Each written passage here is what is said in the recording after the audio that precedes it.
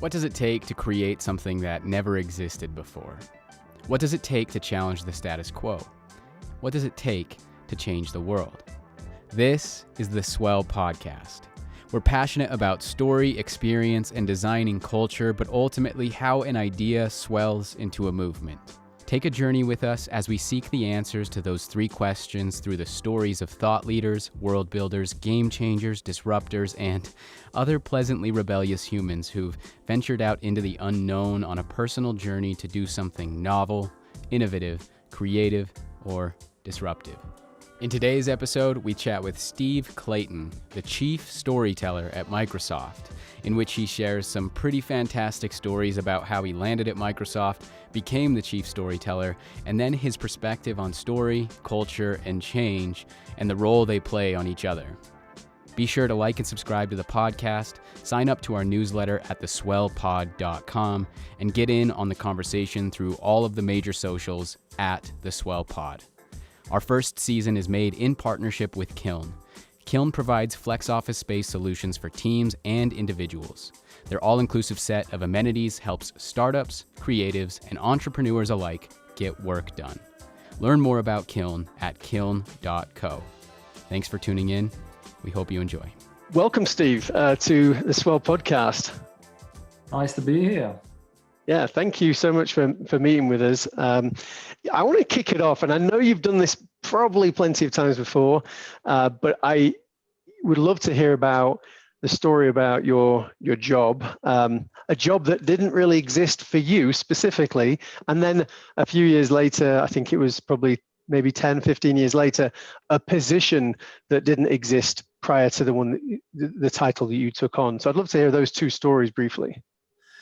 Yeah, I think I assume you mean the first one being the story of how I ended up at Microsoft.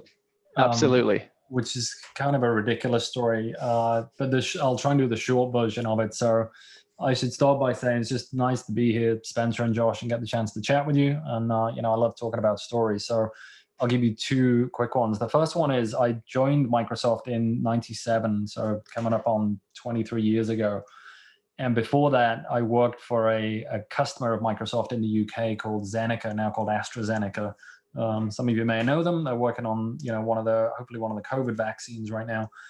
And at AstraZeneca, we worked a lot with Microsoft. We used a lot of Microsoft technology. And so I knew the team at Microsoft UK really well, and actually a small group of us from Zeneca used to visit Microsoft UK about once a month and spend a day or two at the Microsoft headquarters in the UK, just getting to know technology, and obviously got to know the people quite well. And about 3 years into my job at Zeneca, I got a phone call one day in the office, and I picked up the phone, and I said, "Hi, it's Steve." And the voice on the other end said, "Steve, it's Paul from Microsoft." And I didn't know Paul that well, but we sort of knew each other a little. And he said, "Hey, we're not supposed to do this, but I was wondering if you'd be interested in applying for a job at Microsoft." He's like, "I think there's a really cool job that would suit you." And I said, "Yeah, I'm flattered by the invitation, and I'm really interested." So he said, "Okay, well, obviously keep it quiet. I'll put you in touch with the HR department, and we'll see where it goes." So a couple of months later, a whole load of interviews later, I got offered the job at Microsoft, and I accepted it. And I told my manager and Zeneca, and said, I was resigning. I was going to take this job at Microsoft. So all of my friends and the team I worked with at Zeneca knew I was going to leave to go work at Microsoft. And all of my friends at Microsoft, got to know that I was going to be joining Microsoft. So I had 1 month of sort of leave period to work through at Zeneca, just wrapping up projects and things. And in that last month, we had one of these regular visits to the Microsoft office. So a group of us go down to the Microsoft office. We spend a day with the team there. I'm still working at Zeneca at this point. Spend the day with the team, and then we go off, as you do, at the end of the day. Certainly in the UK, you go to the pub and you have a few drinks, and you chew the fat. And so we're stood in the pub, myself and this other guy I worked with from Zeneca, who's also called Steve.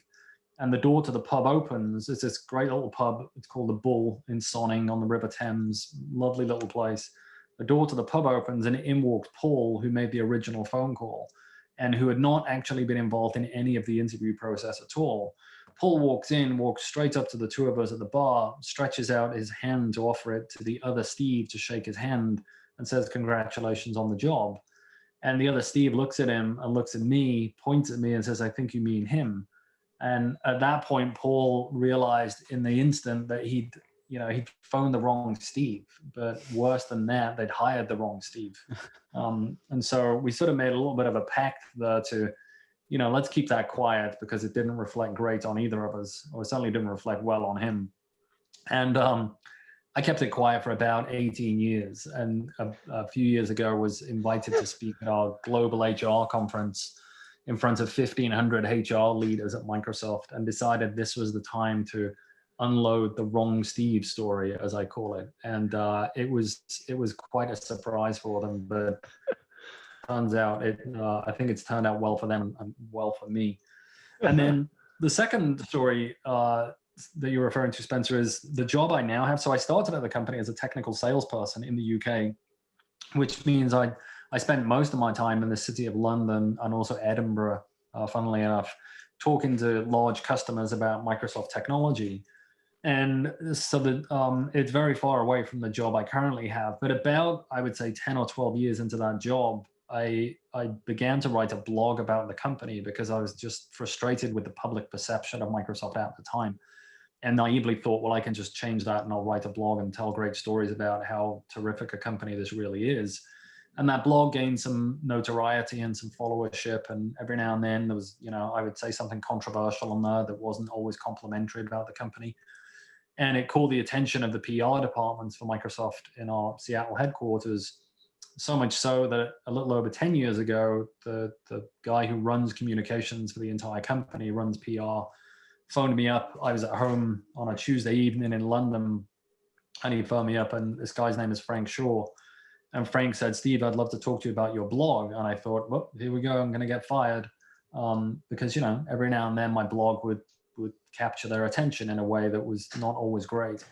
And on the contrary, Frank, I said, so what do you want to know about the blog, Frank? And he said, I love your blog and I love what you do. And I think you should come and do that as a full-time job in my team in Seattle. And to cut a long story short, that's what I did 10 years ago. I moved to Seattle to take on a role which has now become known as the Chief Storyteller for Microsoft. And that has grown into leading a team of about 40 people who do storytelling inside and outside of the company through a variety of different mechanisms. So basically two sort of happy accidents got me to where I am. That's so awesome.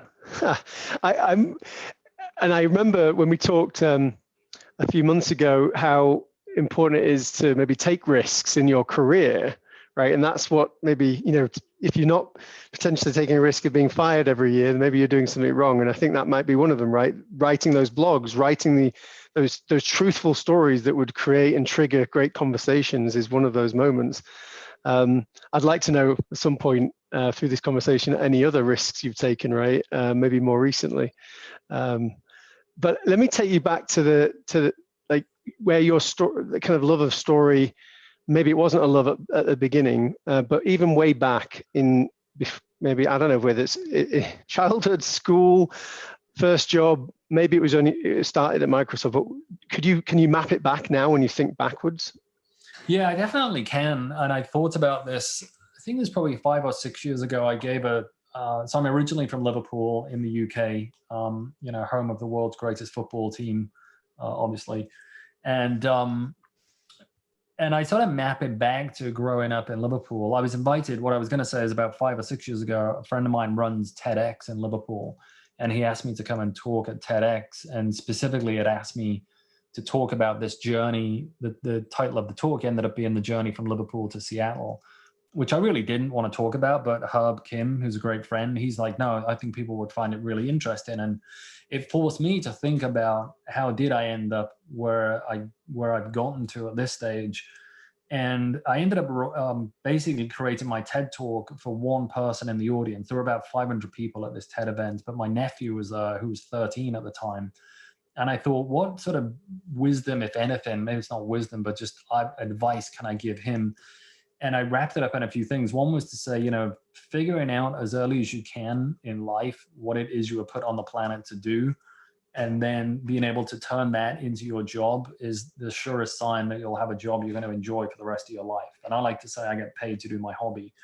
And basically, I figured out as much as I love technology and talking about technology with customers, what the signal for me was I was spending my evenings and my weekend and any spare time writing this blog about the company.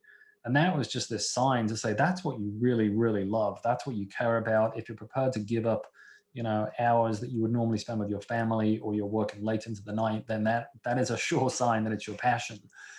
And so I thought about that and said, well, where did that come from? And I grew up around a lot of great storytellers. I remember sitting around, my grandparents' house and my uncle and aunt's houses and just listening to them tell stories, because Liverpool is full of great storytellers. It has a rich history of them. And so I think I had this, and I remembered back that, when I was at school, certainly up until, the age of about 15, my favorite class was English. I just loved language. And I'm not a great writer by any stretch from a technical capability, but I think I know the signs of a good story. And so that TED Talk ended up being this mix of, these lessons of figuring out what it is you're really passionate about, recognizing an opportunity when it presents itself to you, and taking risks. And those were the sort of three things I tried to package up as my advice. Yeah, that's great. I love that. Yeah, it's interesting too. So I think your journey has kind of taken you to, from what I understand, a lot of mixture between your passion with story and then also its association with culture and a shift in culture, right, at Microsoft, which is really interesting to me. And I kind of want to get into that, but I'm also interested in you're the first person that I've heard of with the title of Chief Storyteller, which is really interesting. And so I think I've heard you talk to this idea of this shift in story, even just on LinkedIn, right? And I'm wondering if you can kind of talk to that a little bit. Like what changes have you seen in relationship to how people view stories and how they're looking at it within the workplace or within their careers? Yeah, I think when I give a presentation on storytelling, I often use this cartoon that a great friend of mine, Hugh McLeod, drew. And it says, welcome to Nobody Cares, population 6 billion, and it should say 7 billion. And basically what Hugh was trying to say with that cartoon is, nobody gives a crap. And what he really meant was, we now live in this world where our attention is under attack. You get up in the morning, and whether you like it or not, certainly in the world where we were all going to our workplace, by the time you got to the workplace, you'd been bombarded with roughly 20 gigabytes of data or information, but certainly not stories. And that's, TV, radio, billboards, magazines, adverts, podcasts. It's just, our attention is constantly under attack. And I think against that backdrop, what you've seen is this rise of people investing and rediscovering storytelling as a way to sort of combat the dopamine hit that we get from social media or data, or all of these things trying to capture our attention. And that's what stories don't do. Stories done well capture your imagination more than your attention, and they stick with you, and you retell them and you embellish them and you pass them on. And that's the heritage of storytelling, since people sat around campfires and told stories because they had nothing else to do. And on the LinkedIn piece, it's really fascinating that Microsoft now owns LinkedIn. And one of the pieces of research LinkedIn did a few years ago is they looked at, certain professions and the rise of professions. And 7 years ago, there was nobody on LinkedIn that had storytelling, literally zero that had storytelling in the professional skill set on LinkedIn. As of 3 years ago, the last time they did the research, there was 570,000 people who were saying they're storytellers. Personally, I don't think they all are, because there's a lot of people who are jumping on the bandwagon. But that's why I think storytelling has become this important topic again, because we need, it's a quest to capture people's imagination rather than distract their attention. Yeah. I love that. Can I ask you, Josh, you've got a question, but how did you get the title? Did you give it yourself and then people ran with it? No? No, there's a story behind that. So there's a story behind everything. But the way that happened is I moved to Seattle in July 2010, and I'd always been fascinated by the Consumer Electronics Show in Las Vegas that always runs in January. And I'd always wanted to go. I was like, God, that would be a milestone for me to get to go to the Consumer Electronics Show. So I arrived in Seattle in mid-July 2010, and I started doing my work as like a spokesperson and a blogger and an evangelist for the company, a storyteller for the company. And the team I worked with, the PR team, they said, hey, one of the things we want you to do this year, this coming January, is go to CES and be there as a spokesperson for the company to talk about innovation and represent the company. And I was like, oh, this is amazing. I get to go to CES. And they said, we're going to pitch you to some media outlets to go talk about Microsoft. And I said, great. And they said, well, what should we tell them your job title is? And I said, well, just tell them I'm Steve, blogger for Microsoft. And they're like, oh, they're like, that's not going to sell it. They said, everyone's a blogger these days. And they said, well, how about we call you the Chief Storyteller? I was like, I like the sound of that. That's good. And so we went with that, and it's stuck ever since. That's brilliant. That's amazing. I love the theme in some of your stories. Like, I'm piecing together the theme of the kind of like these happy accidents and like being in the right place at the right time. It's really interesting. And so I have another story I need to tell you on that before I forget it, because it's in my, and I was thinking about it with when I talked about TEDx. I was getting ready to do this TEDx presentation, and I was sat in a pub on our campus in Seattle. All good stories start and end in a pub is another theme you'll find from me. But I was sat in this pub on campus with a guy I used to work with, or he used to be in my team in the UK, this guy called John. And we just got together for a beer, and I got talking about this TEDx talk. And I said, I'm thinking about what I should put in my talk, John. And I said, he said, well, what are you going to do? I said, well, I'm going to say to people like, I just been really lucky in my journey. And he got really quite pissed off at me. And he's like, you haven't been lucky at all. And he said, he had this phrase that really stuck with me, and it ended up in my presentation. And he says, luck is where hard work meets opportunity. And I love that, because it's too easy, I think, for us to sort of dismiss the hard work that we do and say, oh, well, I just got lucky. And, sure enough, there are times when you run into the right person in an elevator and it creates your next job, and there's an element of luck in that. But I love that phrase of, luck is where hard work meets opportunity. It really sort of captured it for me. Yeah, totally. Yeah, I love that. And it's interesting because I think even going back to, I would say this idea that 550,000 people have the story in their title, right? And I'd be interested in kind of unpacking this idea about what story actually means to you.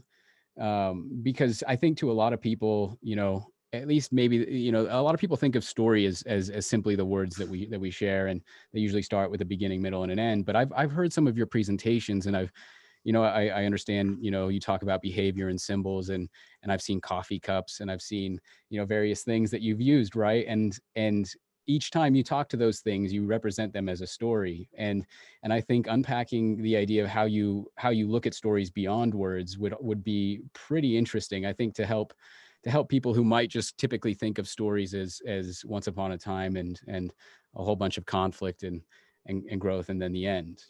I don't know. To be honest, though, I think at the heart, like, good stories are that. There are a couple of things that I would say are fundamental. Like, any really good story has people in it, or a person or people. And, I sort of lost count of the amount of times people inside of the company or people I work with have come along and said, hey, we want to tell a story about this product. It's like, it doesn't work like that. And that's not to say that you can't do great marketing around a product, but I draw this distinction between stories and marketing, and not saying one is better than the other. But I think, to your last point there, Josh, I do think at their heart, it's about people who've gone on a journey, and there's some tension or conflict, and then some outcome, which can be good or bad. And really that's sort of the essence of every great story. And then you have these different vehicles that you can tell a story through, whether it's a coffee cup or a video or an infographic or a blog post or a speech. And, some of those vehicles can dilute or give the impression of diluting something down from being a story. But, even the work that we did around these coffee cups, which is one of my favorite devices we've used to tell stories, there was still a story behind it. And there were literally sort of stories on these coffee cups. But I think the reality remains that, if you think about the story I told right at the start around getting this accident of getting the job. There were people in the story. There was a little bit of tension around, is Steve going to get this job? And when he does get the job, oh my God, it's actually not his job, it's somebody else's job. And then there's an outcome, which is, it turned out quite well for me. Incidentally, Steve Clark, the other Steve in that story, he's still at Zeneca. He ironically works in the HR department there. But I think there's at times there can be this desire to want to make stories and storytelling more complex than it is, to create this mystique around it. But it's really not. I mean, most of us are telling stories all the time. And the example, again, I'll go back to my pub. If we were to meet up in the pub and we hadn't seen each other for a while, you would come in and you would say things like, oh my God, Steve, let me tell you about this book I read, or let me tell you about this journey I went on, or let me tell you about this movie I saw, or let me tell you about this person I met. Every single one of those statements is the beginning of a story. Versus if you came into the pub and said, oh my God, I've got some data to tell you, we'd walk out and we wouldn't stick around in the pub, because people don't talk that way. People are like, we are genetically designed to tell stories, to consume stories, and to re-deliver stories. Yeah, I love it. Yeah, I like that. Well, sorry. I was just so I'd be interested to know, because I know you're passionate about curiosity. When I think about stories, I am inherently passionate about curiosity as well. I think it's interesting, when you think about, would you say that curiosity is probably one of the most important things when it comes to a story? Or yeah, I mean, kind of. Yeah, I think it's the number one skill. Yeah. Like when we say, I've adjusted my my view on it a little bit, like literally in the last few weeks, because reasonably often I get asked, like, what do you, when you're hiring people for the team that you have, which is an amazing collection of storytellers, what is it that you look for? And the core skill, there's sort of some core skills that are functional skills around how we want people who can write really well. But there's sort of the softer skill that we always prioritize is curiosity, and this just natural curiosity. And then I've sort of adapted that a little bit recently and said the combination of curiosity with courage, I think, is important. And it comes back to that risk taking, is having the curiosity to be an investigative journalism, have an investigative journalism mindset about life in some ways, but then having the courage to say, hey, we're going to go and tell this story, and sometimes tell it in a way that people don't expect. Because back to the vehicles and the platforms, you can have a great story that will capture people's imagination, but it's still a really, really busy world. And sometimes you need to ally that story with a device or a vehicle that captures their attention and draws them in to capture their imagination.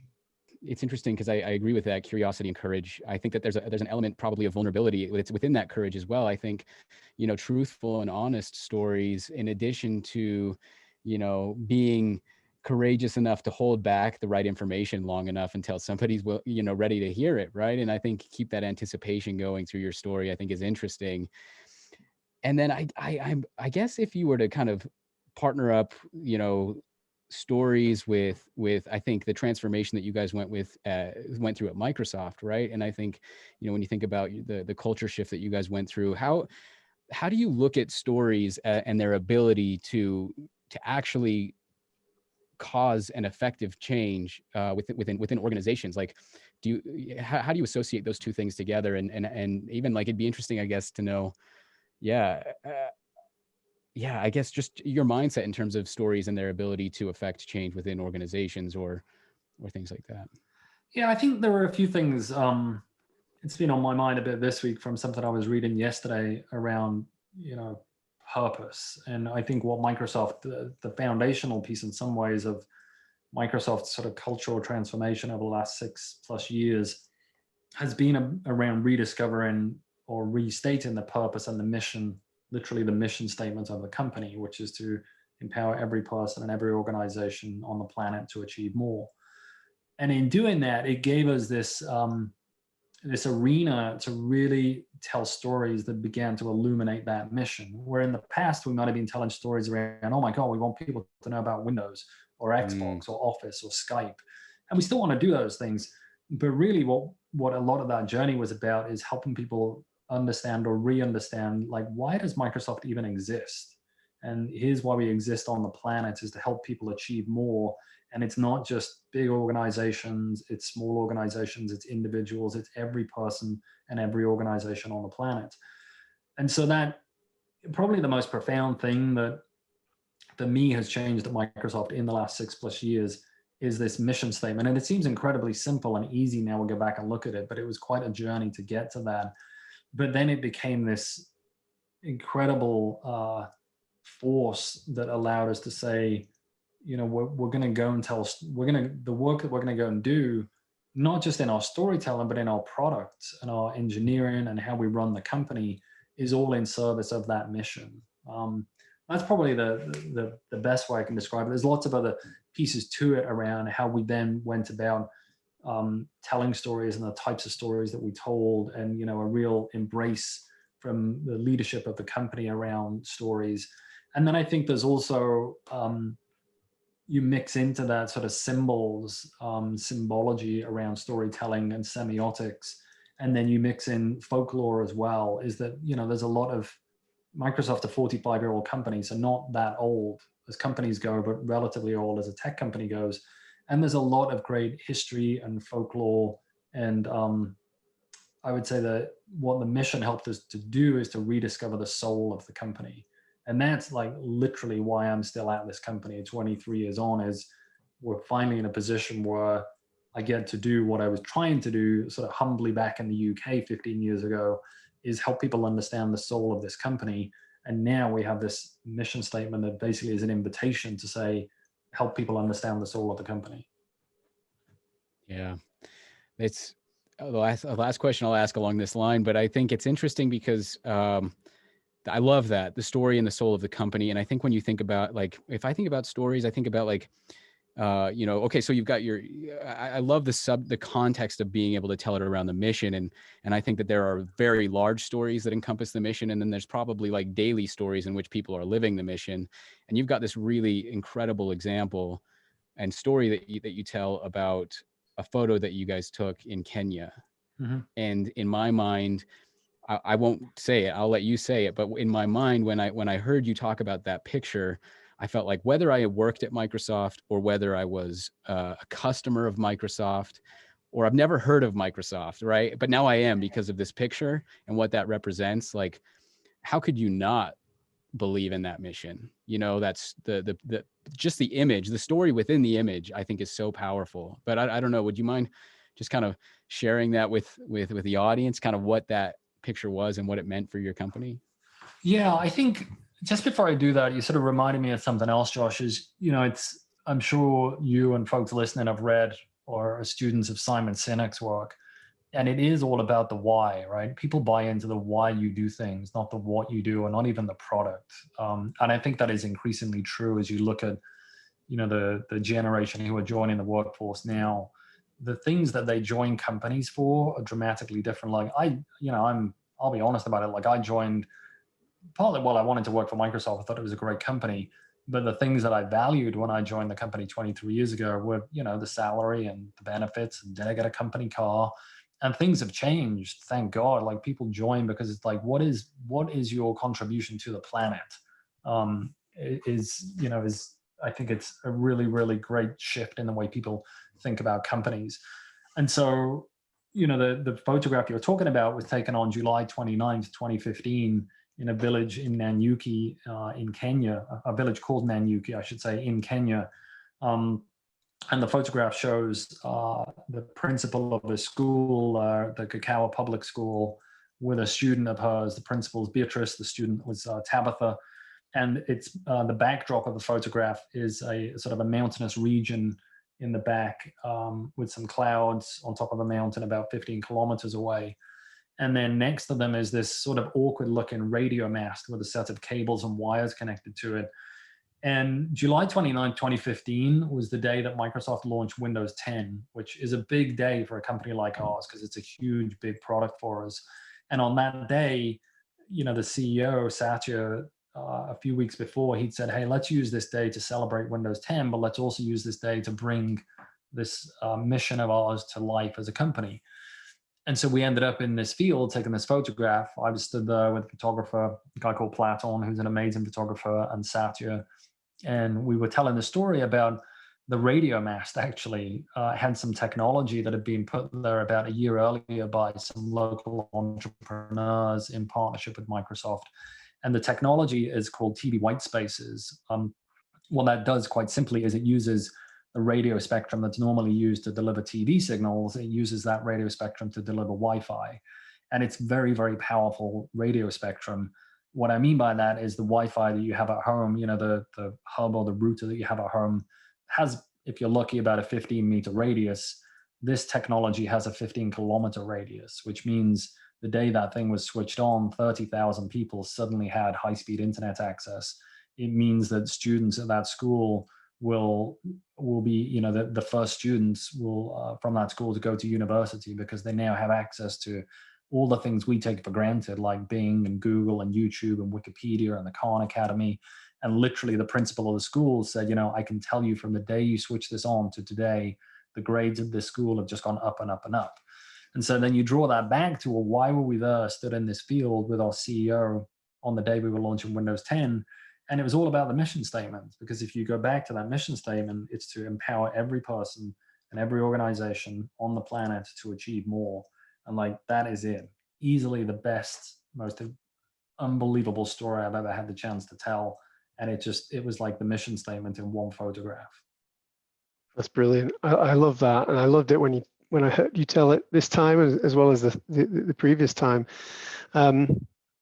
We can go a couple of different routes here, but I've got a couple of thoughts, just memories actually. I forgot, but the contrast between where the culture is now and where it at least was perceived to be, many years ago is so stark. And I think the mission has played a huge part of that.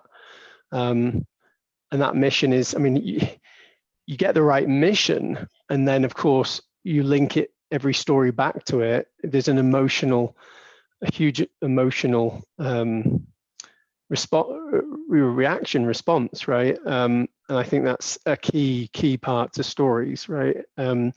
Not just in trying to help people do something because of the story, but not even think differently, but just feel different first. And I think that's what you've just described. But my memory goes back to my brother. Actually, one of my brothers spoke at Microsoft. I would love to listen to this talk, by the way, if it was still in your archives. The title was "Why the World Hates Microsoft," and it was at Microsoft, and it was to the whole Microsoft legal counsel, and it was apparently very high, like watched very highly that year. But I'd love to listen to it again, see whether any of that is still, well, not still true, but does it still resonate that was true at the time? I don't know if you were there, but I think it was maybe 2003. I don't know. I think you were there. Yeah, I was there. Yeah, I don't. I can go back and read headlines, right? Even from 2012, there was a seminal story in some ways in Vanity Fair it was brutal to read. It was called "Microsoft Lost Decade." But it was also not untrue. Parts of it, there's parts of it that I would disagree with, but there was elements of it that were true for sure. And it's testament to a company that had grown up very, very quickly, and your culture sort of emerges organically, and not all of it is going to be great. And I think we got to the point where we had said, hey, there are some things that we need to reset about our culture. And beyond the mission statement, actually, we've gone on this pretty disciplined approach to like, how do we want to change things at the company? And Josh alluded to it earlier, but we use this framework that was called systems, symbols, behaviors, and storytelling. And so we use storytelling to drive a lot of the change. And it became a very useful device around cynicism. Like whenever you make changes of that magnitude, you're going to encounter cynicism, particularly from people who've been around a long time and are holding on to systems that has served them well and made them successful, and you're trying to break down those systems. There's going to be resistance. And so we learned a lot about how to counter cynicism through storytelling, and specifically through repetition. Like I think it's one of the most obvious and useful and unused devices in storytelling is once you've said something once, people are like, well, I need a new story. It's like, you don't actually. If you keep telling the same story over and over and over, like that story I just told you about the photograph in Nanyuki, I mean, I told it 100 times. I still love it. And every time I tell it, with the exception of you guys here, there's somebody who's going to not have heard that story, and you can fall into this trap of like, oh, I've told that story 10 times, so everybody's heard it, and there's 7 billion people on the planet, so that's never going to be true. But we very methodically went after the culture challenge with a variety of different techniques, and also learned along the way around, there are some things that you can't just storytell your way out of. There are things in that Vanity Fair piece. There was a very strong criticism of the reward system inside of Microsoft. And sure enough, a little over 5 years ago, we changed that reward system dramatically, and it has had a significant impact on the culture. And so it's not just storytelling, it's a combination of storytelling. We've changed some systems. We've made some symbolic changes as well. And we've made changes around behaviors and language. So things like, quite recently we sort of restated or narrowed down actually the values of the company and said, hey, there are 3 values that we really cherish, instead of this long list of values that, few people at the company could remember because it was too long a list. I think you hit at a really important point would be interesting to dive into, but because I think a lot of people, when they think about story, they probably think about, if I have a good story, I can change everything, right? But I think what you're talking about, which I think is really, really important for people to understand, is, stories can serve various purposes at various different times, and but to your point, right, I think it's interesting that, let's say a story serves as motivation and desire to make a change, up to a certain extent. People who will maybe receive that story, they believe the story, they're motivated by that story, they can only go so far if for instance the processes or the systems are kind of above their head, kind of holding them down. And I think that's so smart what you guys did, and changing because you're reinforcing those behaviors that are reinforced with the story through the right year-end process reward system. And I think that's incredible. Yeah, I'll give you a perfect example of that, right? Is we created this mission statement, and then we laid out 5 cultural attributes for the company, which was growth mindset, customer obsessed, diverse and inclusive, making a difference, and customer obsessed. God, it would have been bad if I couldn't remember those. But we did a lot of storytelling around One Microsoft. And the idea of One Microsoft was, instead of, in places in the company where fiefdoms had built up, or you could say silos had built up, how do you break those down? And there's only so much of that you can do through storytelling. What you need to do is also make systems changes that will reinforce that storytelling. So like literally that's what we did. We went from a reward system that rewarded individual contributions to a reward system that everybody at the company now talks about the 3 circles of rewards. There's individual contributions, building on the ideas of others, and building on the success of others, or supporting the ideas of others. And that has become the combination of the 2 things. Is we could have kept talking about One Microsoft until we were blue in the face. And some people would have gone, yeah, that's a bunch of words. I'm just going to keep doing my individual hero work and I'll get rewarded for it. But when you do the storytelling and you marry it up with the systems change, that's where you get the real impact. Yeah. So do you look at yourself now, how many years into it are you now with with the new mission and everything like that? How many years? A little over 6 years. Satya became CEO in February 2014, and the mission statement I think we worked on around the middle of that year. So it's probably it's in the 6-year range. Okay, so I'm interested. How do you look at your role now? Is it part historian, part investigative journalist as well? Also reminding people of kind of where we've been and where, not only, where we're going, but also I think there's still stuff to be curious about now, and what stories. So, what kind of stories are you telling now, and what stories do you see yourself telling, in a year from now or 2 years from now that you're kind of getting beyond that moment? I think my job now is, a lot of my job, frankly, is helping to lead a team. So I probably don't do as much storytelling personally as I used to. And, I have other ways to express that. I send this weekly email that I sent a few hours ago called the Friday thing, which I've been sending for every Friday for the last 12 and a half years, which now posts on LinkedIn as well. So you can track it down on LinkedIn. But I think, one way I would describe my role now is sort of, I'll call myself a curious curator. Love That that. I'm in this position where it's really sort of privileged position where lots of stories find me.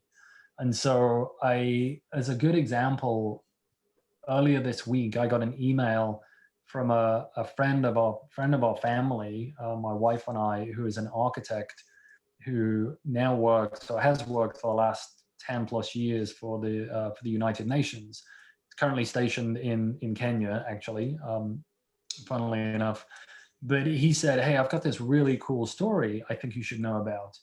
And it's some colleagues of his in the UN Habitat team, and they're using Minecraft, which is a Microsoft product, to help local communities in often war-torn places or places that have been hit by natural disaster, help them rebuild public spaces. And in particular, what they're doing with this technology is they're bringing together typically groups that normally don't come together. And that could be local civic organizations or public organizations with, local groups of women who have never been invited to participate in this type of activity before, like designing their public space. So what they do is they get together, or sometimes it's kids who just, they've never thought about a career in architecture, or sometimes it's people who've never used a computer before because they've just never had access to it. And they show up, they show them Minecraft, and they invite them in Minecraft to rebuild a public space, to design a public space. They design it together, and then they literally go and rebuild these things.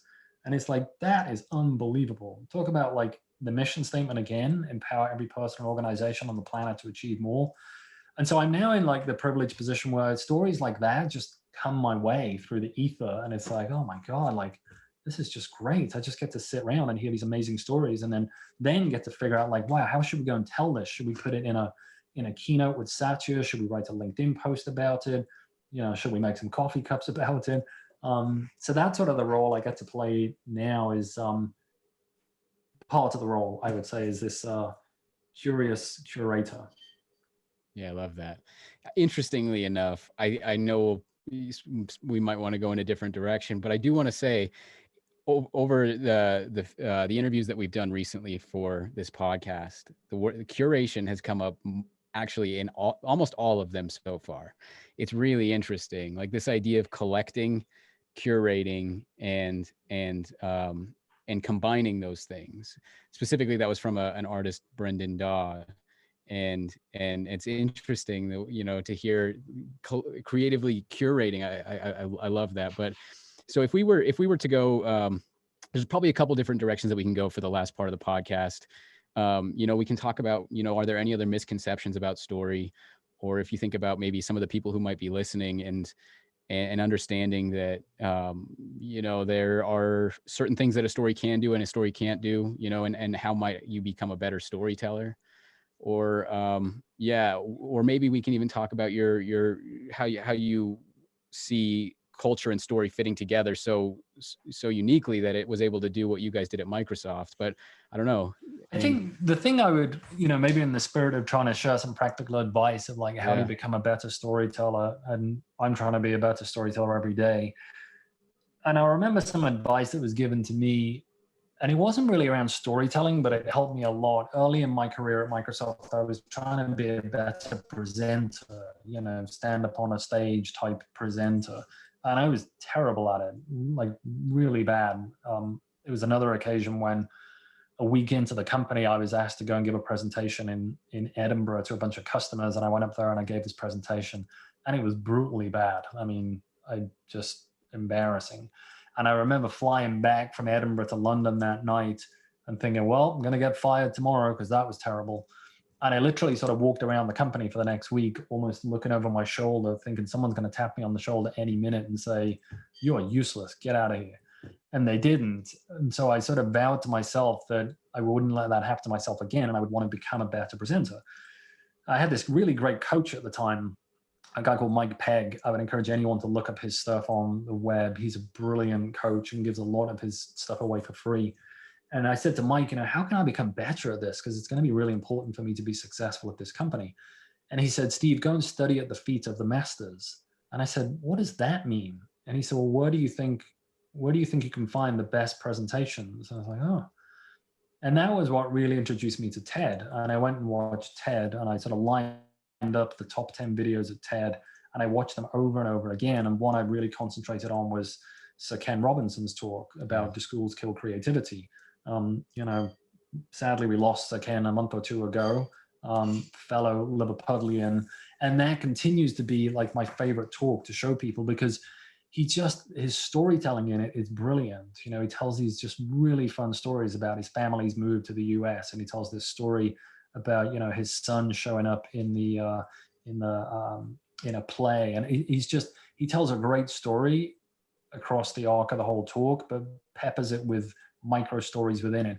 Anyway, my point being that that is a great place to sort of build and hone the craft of storytelling, is to go and look at great storytellers. Another one is just to you know, I have this phrase I've used recently around read widely and share generously. Like, one of the things I think is incredibly important for storytelling is continue to read. Like, we live in a very visual world now, and visual storytelling is, I think, incredibly important. But reading very intentionally, very widely, and then sharing what you read with others, I think are two important things.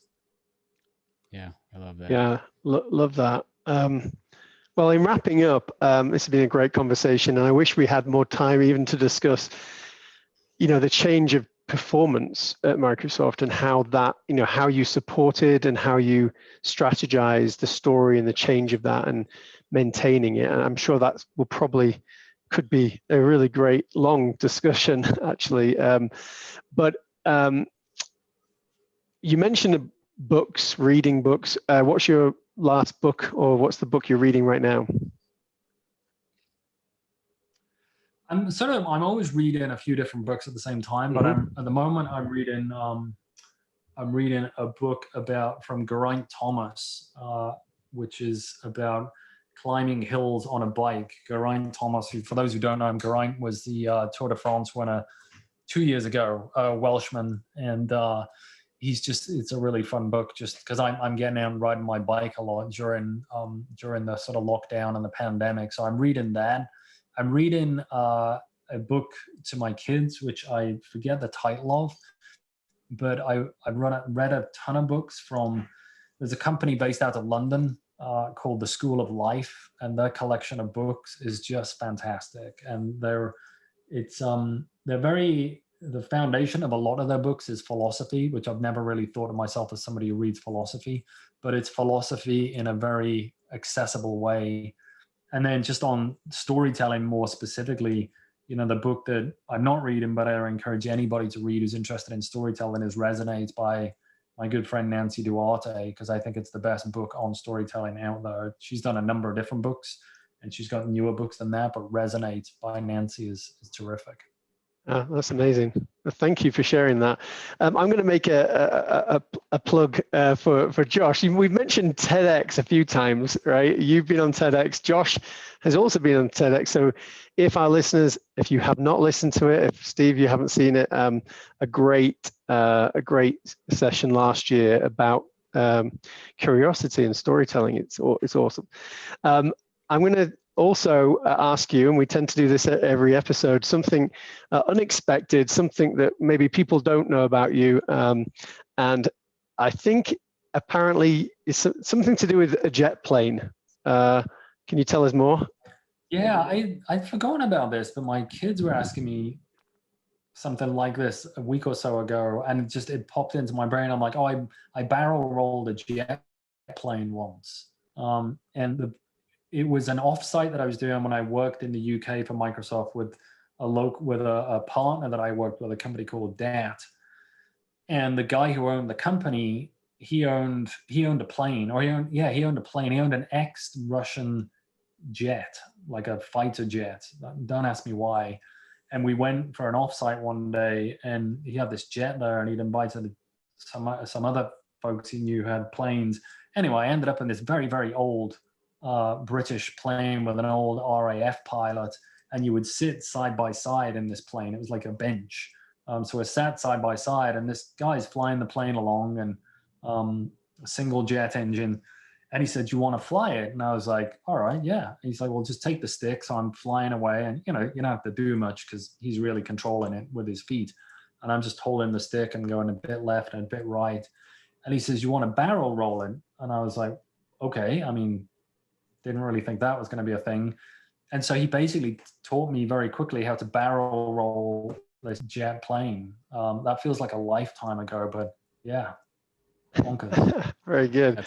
That's amazing. How can people, if they want to get in touch with you or connect with you, what's the best way? Do you want that? What's the best way to do that if you do want that? But yeah. Yeah, I would say, the normal places you will find me. I'm on Twitter. My handle generally is @SteveCLA, which is also my email alias at Microsoft.